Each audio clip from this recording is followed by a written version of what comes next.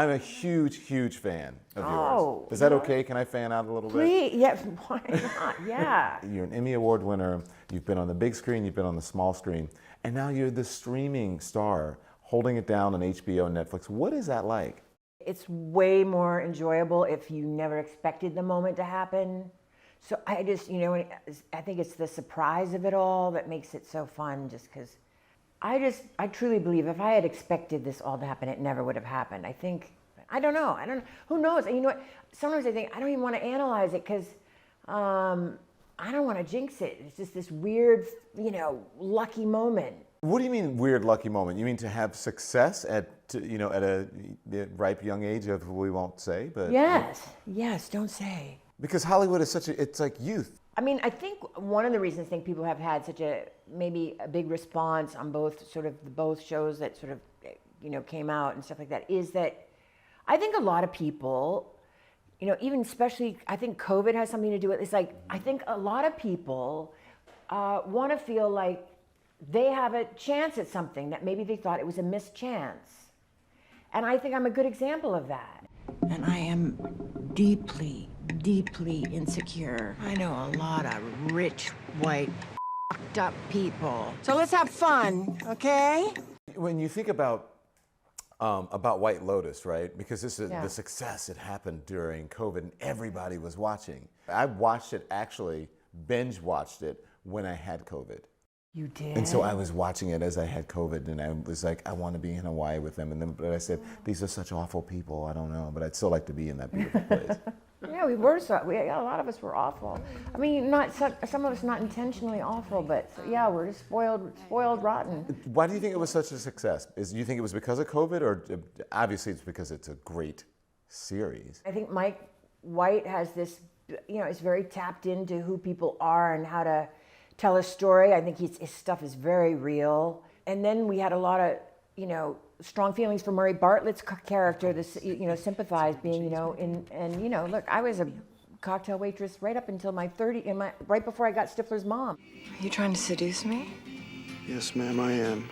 And the big screen, at least when I came to know you, as a sex symbol, as Stifler's mom. Like, people were like, Stifler's mom is hot. I'm just really glad the Weitz brothers didn't cast a supermodel for that role, because I think they wanted a woman who might be in the neighborhood and not look, like not a super. I'm really glad that they went with someone kind of normal, if I am, if I can pull that off. Like, I thought it was like a normal woman that, like, just some kid would maybe have a crush on. Let's go to The Watcher now. Yeah. Your other success that's also airing at the same time. Excuse me, did indentured servants build this home, do you know? What? I mean, how would I know? It's scary. Yeah. It's creepy. I think people love that when it's a true story, and it really did happen to some people.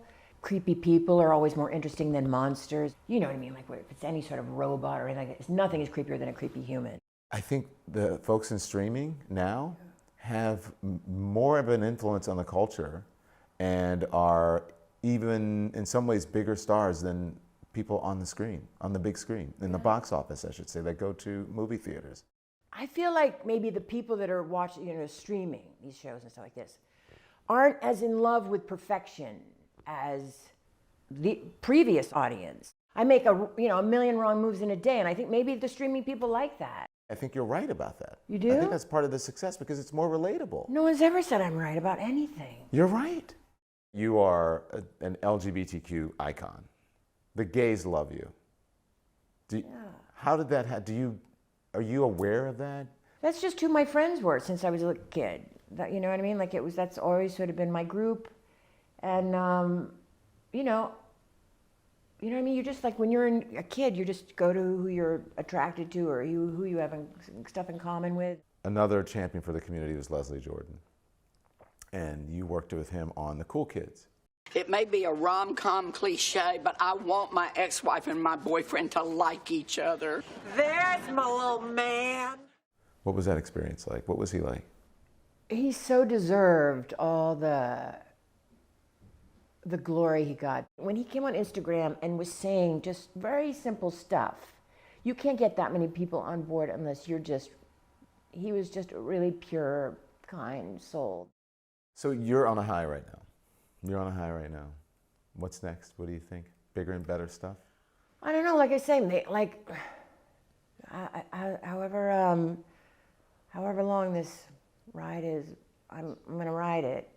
I don't know if I'll ever have a year like this again. So I'm just enjoying it till it ends.